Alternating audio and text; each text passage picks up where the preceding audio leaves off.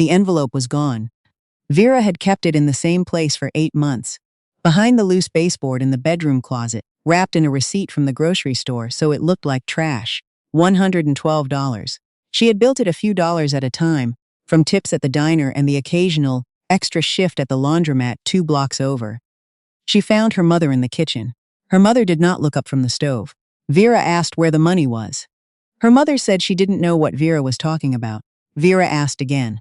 Her mother told her the household had needs and that money left sitting did no one any good. Vera was 17.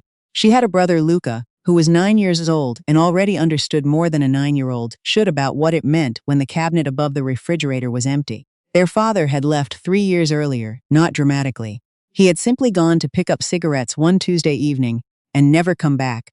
Their mother had cycled through grief, and then something harder than grief. Something that showed up in the house as silence and cigarette smoke and borrowed money that was never paid back. Vera had become the person who filled the gaps. She bought cereal when there was no cereal. She signed Luca's permission slips. She walked him to school on mornings when their mother was not up yet, which was most mornings. The envelope had been for an emergency she could feel coming without being able to name it. After her mother's answer, Vera went back to the bedroom and sat on the floor next to the closet. She did not cry. She had passed the age of crying over this kind of thing. She thought instead. That Saturday she found a second job. The first was already at the diner. The second was cleaning offices in a building downtown on Friday nights, when the people who worked there during the week were gone, and the floors needed to be mopped, and the trash emptied before Monday. The man who hired her did not ask many questions. She told him she was 18. He looked at her and said the bins had to be emptied before 11. Vera worked both jobs through the end of high school. She kept 2 envelopes now, one that her mother knew about and one that she didn't. The second one she kept at her friend Patrice's apartment across the street, inside a winter coat that Patrice's grandmother never wore. After graduation, she moved Luca into that apartment. Patrice's grandmother had died the previous winter, and Patrice was living there alone. The 3 of them shared it for almost a year, which cost less than anything Vera could have found on her own, and gave Luca a place to sleep that wasn't the house on Millerton Road. Vera did not know what she wanted to do. She knew what she was good at. She was good at watching how things worked. At the diner, she had noticed that the tables near the window turned over faster on weekday afternoons because people who sat there were usually on lunch breaks. She had rearranged the server sections twice, without being asked, and both times the tips across the shift went up. Her manager had noticed and then forgotten to say anything about it. At the office building, she learned which floors were cleaned last and which should have been cleaned first. And she changed the order without telling anyone. The building manager had mentioned it to her supervisor once, something about the 3rd floor looking better lately. Nobody gave her a title for any of it. She was still the girl who mopped floors and refilled ketchup bottles, but she had started to understand that she could see patterns other people walked past, and that the patterns usually led somewhere. She started looking for work that would let her use that. The problem was that every job listing she found wanted a degree she didn't have. 4 years of school felt impossible when Luca needed new shoes and the gas bill was due. She looked into night programs. She looked into certifications. She found a series of online courses in customer analytics and sales operations that cost less than a semester of community college and took less than a year if she moved through them steadily. She moved through them in 14 months. Not steadily. Some weeks she barely opened the laptop because she had taken on extra shifts. Other weeks she finished 2 modules in 3 days. She did not have a perfect record or a clean timeline. She had a certificate at the end and a better understanding of why some businesses made money and others didn't, even when they were selling the same things. She sent applications for 2 years before Hartwell Group called her. Hartwell was a mid-sized firm in Cincinnati that helped regional companies grow their customer base and improve retention. The position she had applied for was at the bottom of the client services division. Entry level. The title meant almost nothing. The salary was modest. During the interview, the hiring manager asked whether she was comfortable starting below the level she probably hoped to reach. Vera said yes. She had spent 2 years trying to get through the first door. She was not going to turn away because it opened at the bottom. Hartwell hired her. Her first months there looked nothing like what she had imagined from the outside. She updated contact records, prepared summaries before client calls, and handled the support tasks that senior staff didn't have time for. She sat outside conference rooms where strategy was discussed and was not invited in. She answered emails that belonged to other people and was thanked in the way people thank furniture that was in exactly the right place. But Vera paid attention to everything. Hartwell managed accounts for small and regional businesses that paid the firm to help them find customers and increase sales. Every week, she touched reports showing how many leads had come in, how many converted, and what the revenue looked like. Most people only needed her to put the numbers in the right column. Vera wanted to know what the numbers meant against each other. She started noticing things that didn't add up. One client was spending more on advertising every quarter, but converting fewer leads than it had the year before. Another was losing customers after the first purchase at a rate that nobody on the account team had flagged. A third had the highest lead volume in its industry and some of the worst revenue per customer. She started asking questions when she could find the right moment. Some senior staff answered her. Others told her to focus on what was in her job description. Then one afternoon, a client review went sideways. A senior account manager named Douglas had left a set of documents on Vera's desk an hour before a client call. Several pages had the wrong numbers. The summary didn't match the latest report. Vera corrected what she could, printed the revised version, and brought it to the conference room. As she set the papers down, she heard the team discussing why the client's conversion rate had dropped for the third straight month.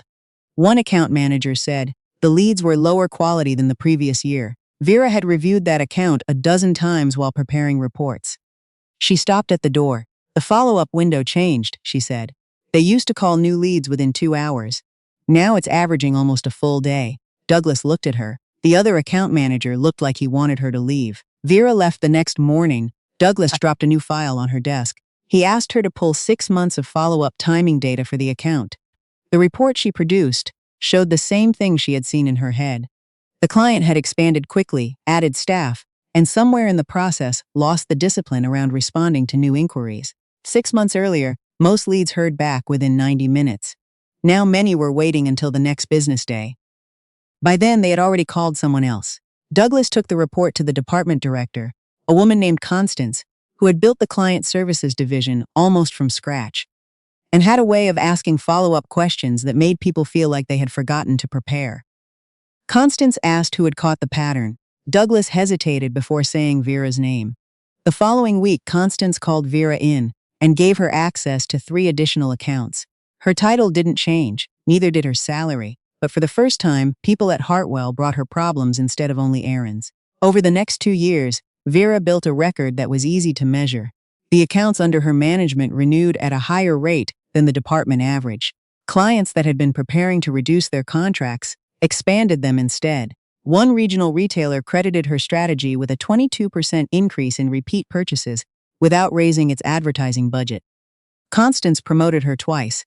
By her 5th year at Hartwell, Vera was managing the division's most valuable accounts. New staff were told to study the client framework she had built. When something in the department went wrong, Constance called Vera. When a major account needed to be recovered, Vera was the one who did it. Her name appeared in department results regularly. Sometimes, though, her work appeared in someone else's presentation. A recovery strategy she had spent 3 weeks building showed up in a leadership briefing under a senior director's name. A framework she had designed for client onboarding was referenced in a company-wide meeting as a team initiative. After one of those meetings, the director passed her in the hallway and said good work without stopping. Vera went back to her desk. Hartwell was still the best opportunity she had ever been given. Luca was finishing community college. She had stability she had built from nothing, and she knew how fragile stability could be. So she stayed and she kept producing results that were hard to ignore. In her 7th year, Vera finished with the highest performance numbers in the division. Constance named her the department's top contributor. The following year, she did it again. In her 9th year, she did it a 3rd time in a row. People began treating the number as a fact rather than an achievement. Coworkers who once handed her overflow work now stopped by her desk to say the department would be foolish not to recognize what she had built. Some told her she was the only one who could take the division to the next level. Then Constance announced she was moving into an expanded executive role. Her current position as Director of Client Services would need to be filled. The energy in the department shifted almost immediately. Vera did not need anyone to explain what the opening meant. She had been doing parts of the director role for years without the title. She led account reviews, She trained junior staff. When a strategy failed, she was the first one called.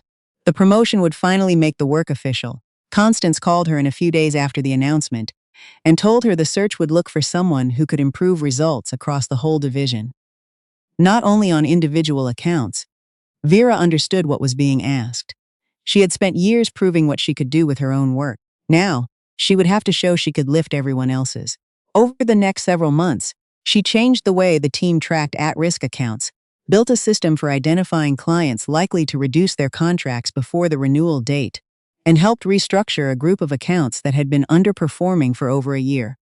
Client retention in that group improved. 2 accounts that had been close to leaving renewed. Her own numbers remained the highest in the division. Around the office, the promotion began to feel settled.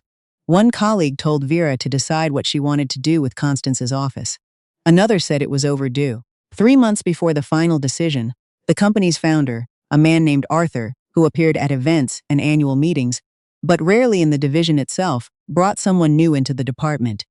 His nephew, Garrett. Garrett had spent several years at another firm and had recently returned to Cincinnati. Arthur said he wanted him to understand the business from the inside. Garrett arrived like someone who already had the job. In his first week, he was included in client strategy meetings that junior staff waited years to attend. Reports that Vera had needed to earn access to were forwarded to him on his second day. Senior managers made time for questions that would have been redirected downstairs if anyone else had asked them. Vera noticed. So did everyone around her. Nobody said Garrett had anything to do with the open position. Arthur had placed him in the department, and people assumed it was preparation for some future role in the larger organization. Then Constance asked Vera to bring Garrett into an account review. The account had been spending more on lead generation for 18 months and watching revenue stay flat. Vera walked through what the data showed. The business was replacing customers faster than it was keeping them, and the cost of acquiring each new customer had risen by nearly 25% in 2 years. Spending more on advertising would produce more leads. It would not produce more profit. Garrett listened. Then he said the client should just increase the budget and bring in more volume. Vera explained the math. More volume at a higher acquisition cost with the same retention problem would compress the margin further, not improve it. Garrett looked at the report again. They want growth. They want to stop paying for the same customers twice, Vera said. The meeting ended. A few days later, Garrett presented a separate proposal for the same account. His plan called for expanding the advertising campaign. The client found it easier to understand and agreed to the test. 8 weeks later, lead volume was up. Revenue was flat. The cost per customer had risen again. Garrett was given another major account. The conversations in the department changed after that. People who had spent months assuming the promotion was Vera started watching Garrett more carefully. Nobody said it directly. They didn't need to. Hartwell announced the final stage of its selection process. Each leading candidate would receive the same assignment. A set of client accounts with rising acquisition costs and slowing revenue growth. Same data, same timeline, same audience. Each candidate would analyze the problem, build a strategy, and present the projected financial impact to senior leadership, including Arthur. Vera started with the numbers. The accounts were spending most of their growth budgets finding first-time customers. Fewer than 1 in 5 of those customers returned for a second purchase. The customers who did return were worth more than 3 times as much over the following year. Vera built her proposal around that gap. Stop spending more to find new people. Start recovering the value that already existed in the customer base. Garrett's proposal focused on scale. New markets, larger pipelines, faster acquisition. His projections showed more revenue in year 1. They also required significantly more spending, and 2 of the senior analysts questioned what the model looked like if acquisition costs continued rising. The company ran a limited test of both approaches. Garrett's accounts generated more leads. The cost per sale continued rising. Vera's accounts grew more slowly at first, then repeat purchases began to increase. By the end of the test period, her group had produced a stronger improvement in profit without requiring another round of increased spend. Constance reviewed the results with Vera privately. You did everything they asked. Vera looked at her. Is that how you're telling me I got it? Constance smiled. I'm telling you no one can argue with your results. The announcement was scheduled for the following week. By then, nearly everyone in the department had already started treating the promotion as settled. One colleague asked whether Vera wanted to change anything about the way Constance's weekly meetings were structured. Another said the office finally had the director it deserved. Vera kept giving them the same answer. Nothing had been announced yet, but she let herself believe it this time. After 9 years at Hartwell, she had earned the right to believe it. On the day of the announcement, the division gathered in the main conference room. Arthur thanked the team. Constance stepped forward and announced the new director of client services. Garrett. Vera heard the applause begin and felt the room contract around her. She stayed until the end. She did not make eye contact with the people who had spent the previous month telling her the job was hers. On the way out, Constance touched her arm and said nothing that helped. She stopped for takeout on the way home and brought enough for two. Luca was in the kitchen when she came in. He looked at the food and then at her face. "You okay?" Vera put the bags on the counter. "Not tonight." He nodded. He knew not to push. They ate together without talking much. Vera told him about everything except the meeting. When she went to bed, she lay in the dark for a long time thinking about whether she was going to walk into Hartwell the next morning. She walked in. Not because she wasn't angry. She was. But anger didn't pay Luca's tuition, and 9 years at one company without a degree or outside leadership experience had produced a resume that looked thinner than it was. She needed time to build a real path out. Garrett held his first department meeting that week. He thanked the staff and said Hartwell had been playing it too safe. He wanted more volume, larger contracts, faster expansion. He raised the division's sales targets and announced that the priority going forward would be new account acquisition. Vera asked how the team would handle clients whose acquisition costs were already rising. Garrett said each account would be reviewed case by case. The overall direction was growth. After the meeting, a colleague who had sat next to Vera for 3 years stopped at her desk. She said she thought Garrett might actually bring some energy the department had been missing. Vera looked up. Maybe. Her colleague smiled and went back to her desk. Within a month, Garrett's priorities began affecting Vera's accounts directly. One of her largest clients had spent the previous year reducing its dependence on paid advertising by improving what happened to customers after the first sale. Revenue was growing, but slowly. Garrett asked her to recommend doubling the advertising budget and pushing for faster volume. Vera showed him the numbers. The client's cost per acquisition had risen 18% over the previous year. More spending would increase gross sales. It would also shrink the margin they had just spent 12 months protecting. Garrett approved the campaign. 3 months later, the client had more leads, more first-time sales, and a margin that had dropped below where it started. Garrett called it a timing issue and asked Vera to prepare the corrective analysis. She prepared it. She had also prepared it before the campaign launched. Both versions were in her files. One major account eventually asked Vera to review an expansion plan before the client signed a large new contract. She found that the company was losing nearly 1 in 4 customers within 6 months of the first purchase. Expanding aggressively would bring in more new people and push the same problem underneath a larger number. She recommended fixing the retention issue first. The fix was less expensive and less impressive in a pitch deck. Garrett disagreed. The expansion contract was worth significantly more to Hartwell. He told her to present both options and lead with growth. The client chose the larger contract. At the next executive review, Garrett presented it as one of the division's biggest wins of the quarter. 4 months later, the client called Vera directly. The customer loss rate had worsened since the campaign launched. The owner wanted to know why no one had warned them. Vera opened her original recommendation on her screen. The warning was there, exactly where she had written it. It had never reached the client in the form she had submitted it. She spent the next several weeks working to stabilize the account. Hartwell reduced part of its fee. The company absorbed a loss on the correction. In the internal debrief, Garrett called it an execution issue. Vera said nothing during the meeting. Afterward, Garrett asked her to stay behind. He told her that senior people in the division needed to support the direction, even when they personally would have done something different. Vera asked whether he believed she hadn't. He said he was just reminding her that a department runs better when everyone is aligned behind one leader. She went back to her desk. For 9 years, she had stayed through every miscredit and every decision she believed was wrong because the alternative felt reckless now. She was watching the work she had spent years building be used to cover for choices she had tried to prevent. That was a different kind of cost. She started updating her resume that evening. The job search that followed showed her exactly how much of her value existed inside Hartwell and how little of it had made it onto paper. Positions at her current level required management titles she had never officially held. Companies interested in her sales numbers asked who had officially reported to her. The answer was no one. The title that would have changed that answer had gone to Garrett. She interviewed at 4 companies. 2 offered her positions at salaries below what she was earning. 1 wanted her to step back into a role she had outgrown 3 years ago. The 4th offered strong pay to run a sales team, and during the final round, Vera asked how they measured whether their clients were actually making more money.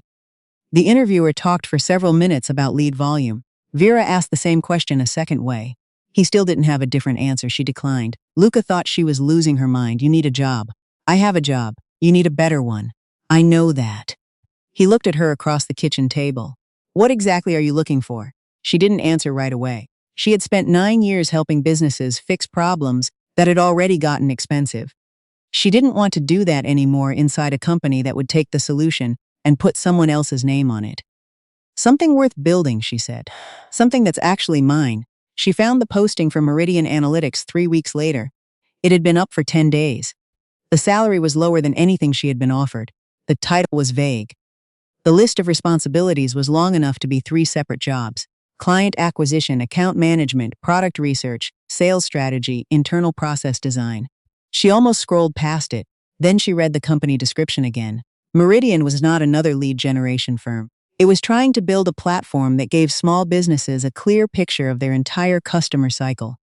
Where customers came from, how quickly they were contacted, what happened after the first sale, how often they returned, and where they disappeared. The company didn't promise more leads. It was trying to help small businesses understand what happened to the ones they already had. Vera sat up in her chair. She looked up everything she could find on Meridian. The company website had almost no content. There were no case studies, no testimonials, no team photos. The founder was a man named Oliver. As far as she could tell, he was also the only employee. She submitted her application before she could talk herself out of it. Oliver replied the next day and invited her in. The address was a second-floor office in an older building near the river. When Vera arrived, Oliver was moving a filing box off the only empty chair. There was no front desk, no logo, no row of computers. 2 desks, a whiteboard covered in diagrams, several stacks of printed spreadsheets, and a single monitor that was turned on. Oliver noticed her looking around the room. The team page would be accurate if we had one.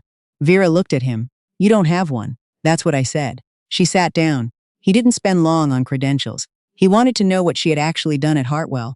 She told him about the accounts, the patterns she had learned to find, the gap between what clients thought they were buying and what was actually happening to their customers afterward.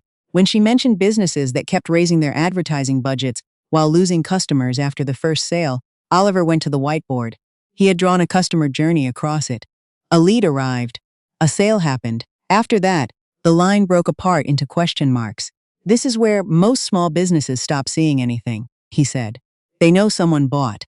They don't know why that person came back, or why they didn't, or when they disappeared. He walked her through the platform he had been building. It connected the pieces of a small business's customer data into one place. Response time, lead conversion, return purchase frequency, points where revenue was being lost without anyone noticing. Vera asked how many paying clients he had. Oliver paused. 1 paying, 1 testing it for free. She asked how many businesses he had spoken with before building it. He showed her a list. Dozens of conversations. Most had liked the idea. Very few had agreed to pay for it. What did they say no to? He started explaining the platform again. That's not what I asked, Vera said. She pointed to the whiteboard. What do they think you're selling them? Oliver stopped. Vera had spent 9 years watching the same thing from the other side.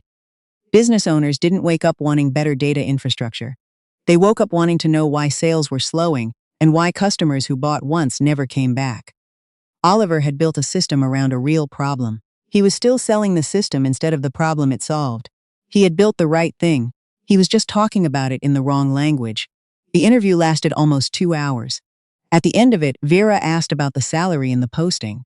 Oliver nodded. That's why no one else wanted the job.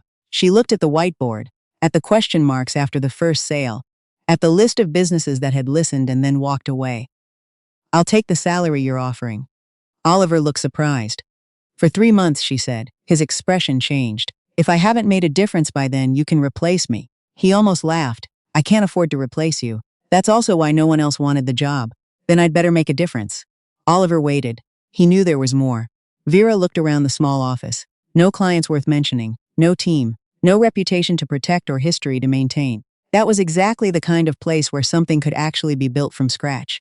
If this works, she said, I don't want a raise. Oliver looked at her carefully. What do you want? Half.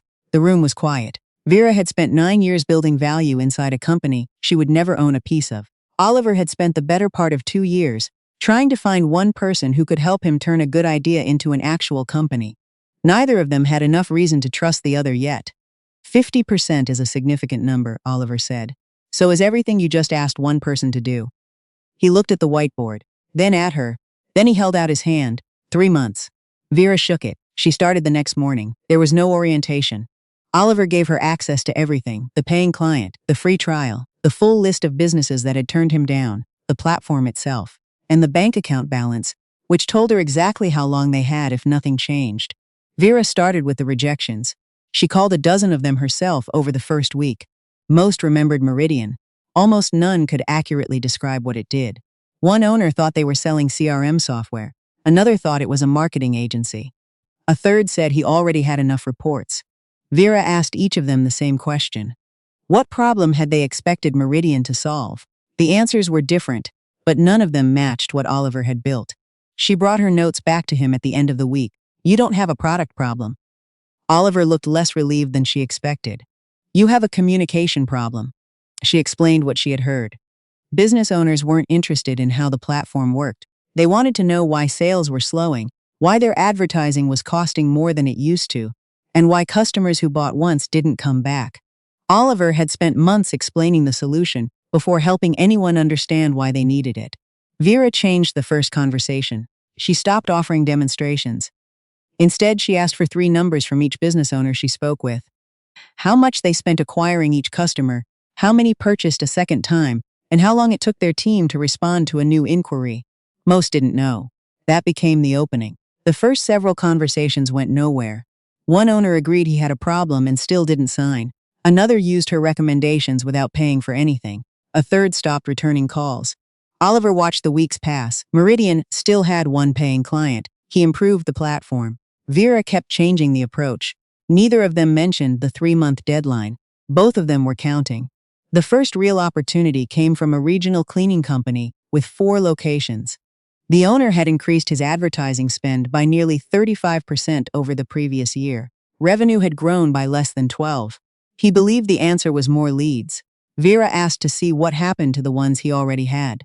The records were scattered across 3 different systems. Some new inquiries were answered within the hour. Others sat until the following afternoon. Nobody tracked whether a potential customer had ever been contacted more than once. After a job was completed, the company rarely followed up unless a complaint came in. Vera spent 2 days organizing the information and then showed the owner a single page. The business was paying more every month to bring in new inquiries. Nearly 30% of those inquiries never received a second contact after the first attempt didn't connect. Past customers were being treated identically to strangers. Every month, the company spent thousands of dollars replacing people it had already paid to find. The owner looked at the page. How much more work can you guarantee me? None, Vera said. He looked up. I can show you where you're losing the work you already have. He didn't sign that day. 3 days later, he called back. He wanted to try one location for 90 days. It was the largest contract Meridian had signed. Vera and Oliver had 90 days to prove that the problem they had identified could actually be fixed. Oliver connected the company's existing data to the Meridian platform. Vera worked with the front office staff on what happened after each new inquiry came in. Missed contacts were flagged. Completed jobs were separated from inquiries that hadn't converted. Past customers were identified separately from first-time callers. The first month barely moved. The owner called to ask if he had made a mistake. Vera reviewed everything and found the issue. The new follow-up process was running, but employees were dismissing the alerts during the busiest parts of the day.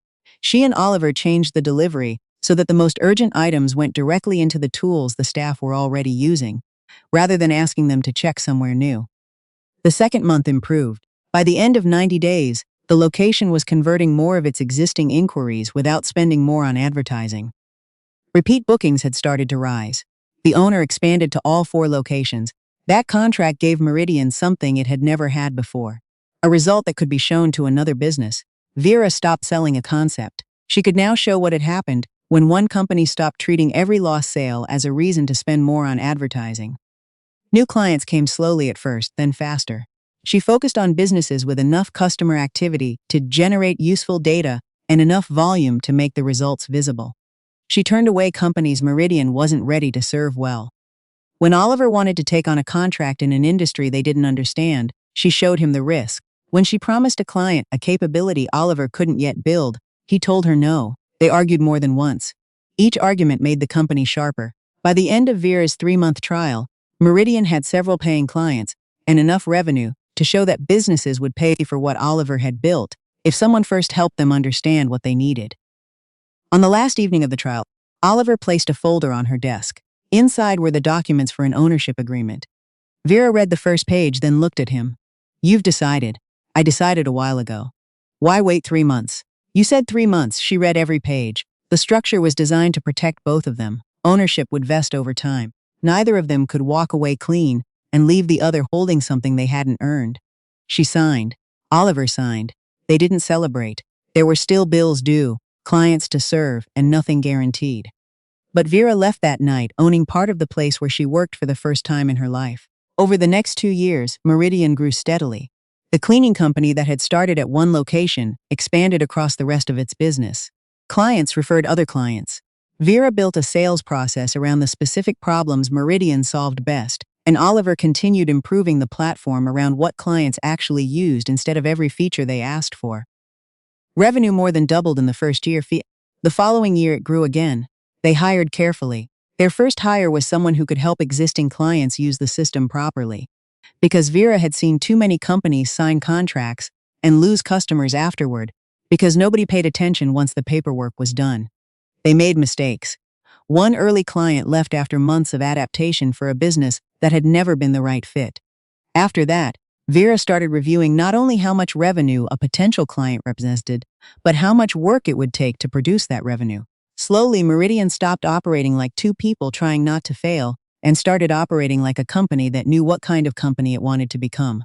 In Meridian's 3rd year, the growth slowed. Not stopped, just slowed. The sales team was working harder for each new account. Smaller businesses understood the problem, but kept saying they'd think about it later. Larger companies took longer to commit. A few competitors had started using the language of customer retention in their own pitches. Vera also noticed something else. The clients producing the strongest results weren't always the biggest spenders or the most sophisticated users of the platform.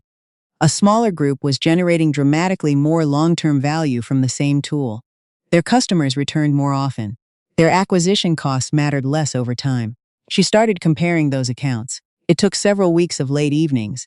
Oliver found her still at her desk one night, well after the rest of the team had gone home. "Problem?" he asked.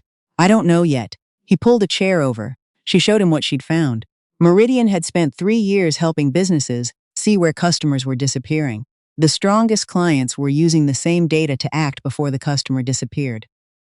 One company contacted customers based on when they were most likely to need the service again. Another focused its follow-up energy on first-time buyers with the highest likelihood of returning. A third had stopped sending the same message to every customer and started varying the approach based on what each group had already done.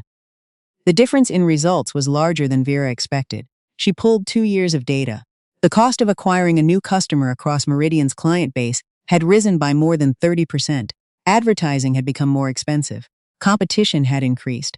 Businesses were paying more for the same first sale, and most of them were still spending almost all of their growth budgets on finding more first-time buyers.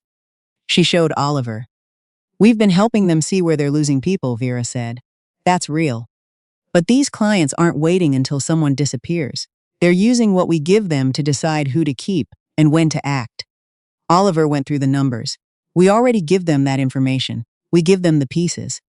They figured out what to do with them on their own. We haven't been helping them get there." Oliver looked at her. "You want to change the product. I want to change what we're selling, and part of the product, and probably which clients we go after. How many current prospects would we lose?" She had run the numbers before the conversation. "Close to half. And you're calling this a growth plan. I'm calling it a plan to stop selling the same thing to everyone who'll listen." Meridian was profitable. Vera was asking them to narrow the market, rebuild part of the platform, and change the sales approach based on a pattern that hadn't been tested at scale. If she was wrong, they would lose months while competitors kept signing clients. She proposed a 6-month test with a selected group of existing clients. Oliver agreed. Vera chose the group carefully, not the largest accounts, businesses with enough customer history and enough repeat purchase potential to show a real result if the approach worked. The first month produced almost nothing. By the fourth month, one client began to separate from the rest. It wasn't spending more or offering larger discounts. It had simply become precise about which customers it contacted and when. Repeat purchases rose. Then another client showed the same pattern. By the end of 6 months, the strongest businesses in the group were generating significantly more revenue from existing customers without increasing their advertising spend. One had grown repeat customer revenue by nearly 30%. Another had reduced its replacement spending, while total sales continued to rise. Vera and Oliver made the decision together. Meridian would narrow its focus, rebuild part of the platform around repeat revenue, and change what it told potential clients it could do for them. It meant walking away from part of the market they had spent 3 years building. It also gave Meridian something no competitor was offering in the same way. The transition took months. New contracts fell at first. Some of the team questioned the direction. Vera kept watching the clients that had adopted the new approach. Their results kept separating from the rest. The clearest proof came from a regional property services company that had been planning to increase its advertising budget by nearly $400,000 for the following year. After Meridian helped them identify which existing customers were most likely to return, and when, they redirected a significant portion of that budget into their existing customer base instead. Total sales still increased. The business spent far less than planned to produce that growth. That result changed how potential clients listened. By the end of the year, Meridian's revenue had grown faster than in either of the 2 previous years. The following year, it grew again. Hartwell did not collapse after Vera left. For a while, nothing dramatic happened. The division still had long-term accounts, experienced staff, and a name that regional businesses recognized. Garrett redistributed Vera's accounts across the team. Some clients barely noticed the transition. Others began receiving different advice from different people and slowly started looking elsewhere. Garrett hired aggressively and set higher targets and measured success the way he always had.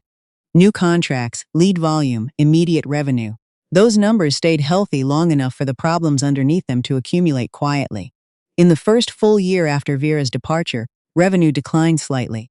Garrett told Arthur it was a strategic transition period. Arthur trusted his nephew. The second year, 2 major accounts ended their contracts within a few months of each other. Garrett raised targets and brought in more staff. New business came in, but the division was spending more to win it and losing accounts on the other end faster than before. Constance told him the division was running on a treadmill. He pointed to the new pipeline. She pointed to the clients leaving. By the third year, revenue was down nearly 25% from where it had been when Vera resigned. The problem wasn't one bad hire or one bad quarter. Hartwell had built its growth model around something that was becoming more expensive every year. And the response to that had been to run the same model harder. Vera was not watching any of this closely. She was building Meridian. She heard when a former client made a change. She saw a few old colleagues move to different firms. None of it required her attention.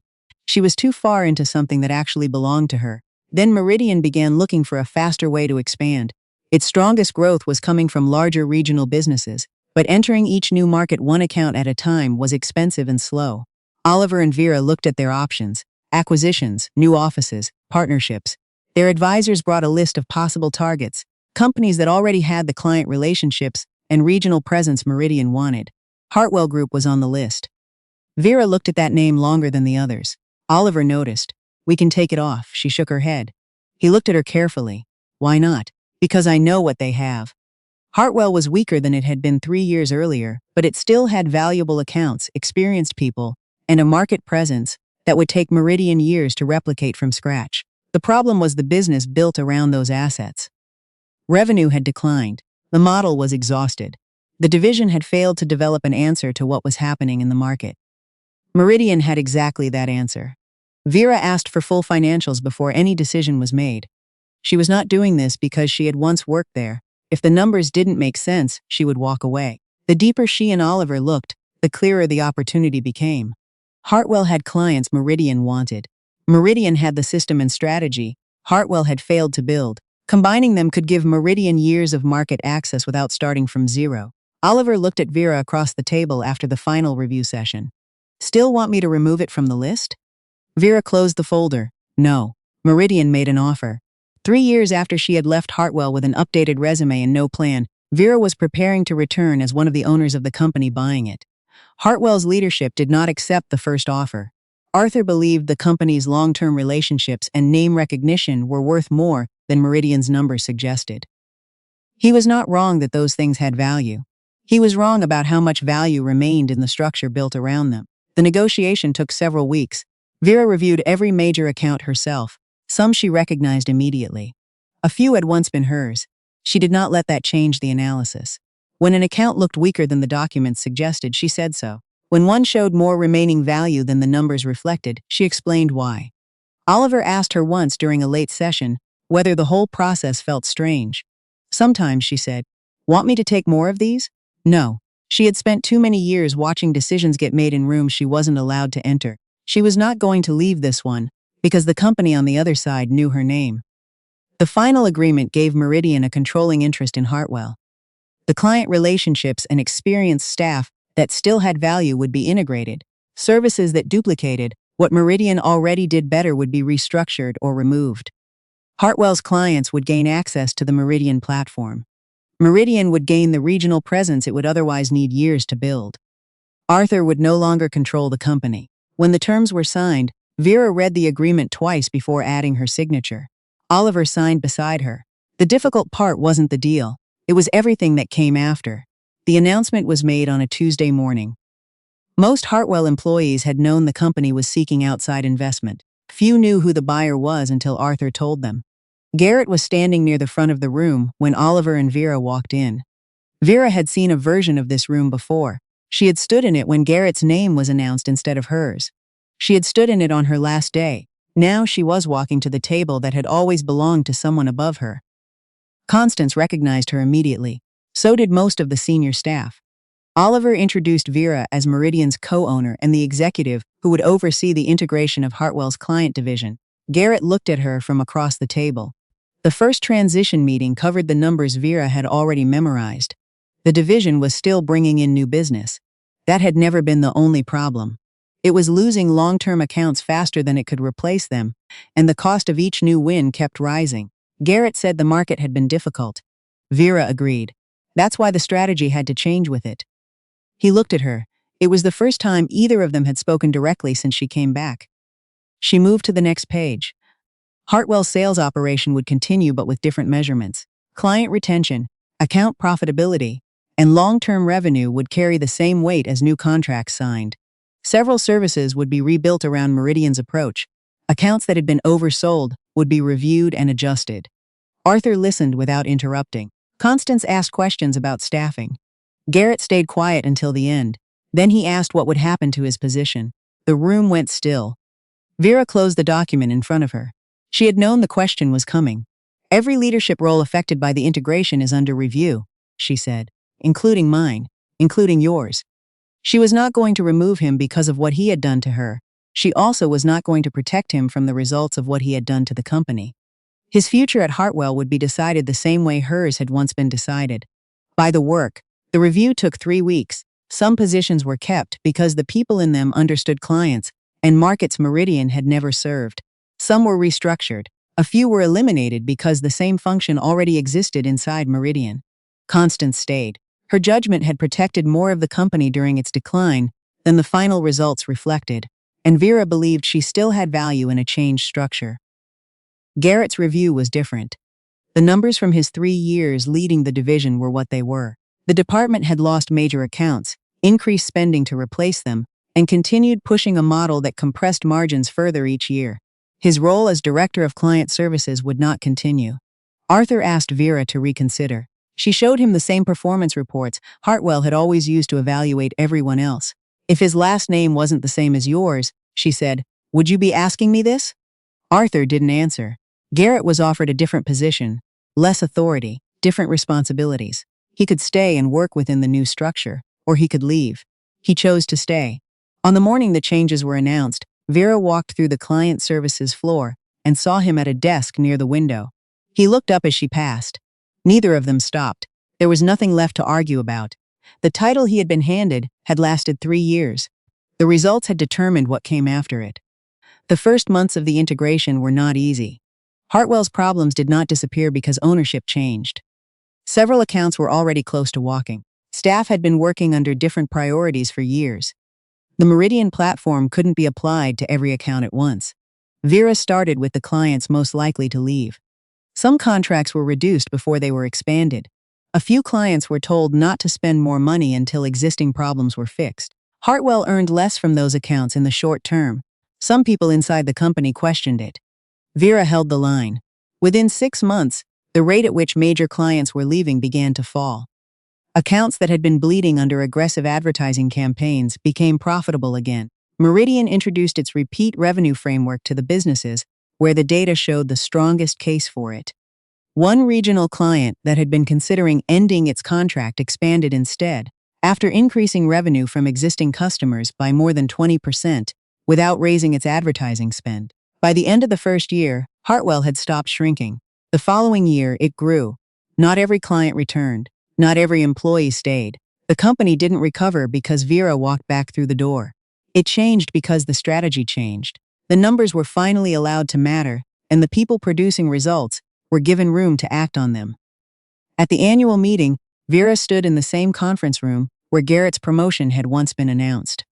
She was presenting the integration results to staff from both companies. Client retention at Hartwell had reached its highest level in years. Meridian had entered markets that would have taken much longer to reach alone. Together they were producing more than either had before. When she finished, the room applauded. She saw Constance near the back. She saw Garrett seated toward the middle. She saw colleagues who had once told her the director role was obviously hers. She didn't mention any of what had happened 3 years earlier. She closed the presentation and moved to the next item on the agenda. Vera had spent most of her life building things inside places she didn't own. At Meridian, that had finally changed. Her work couldn't be handed to someone else. Her name was on the door, and what she helped build for herself. Luca called that evening to check in. How'd it go? Vera was still in the car outside the building. Fine, she said. It went fine. He was quiet for a second. You okay? She looked at the building through the windshield. The lights were still on in the conference room on the second floor. Yeah, she said. Actually, yeah.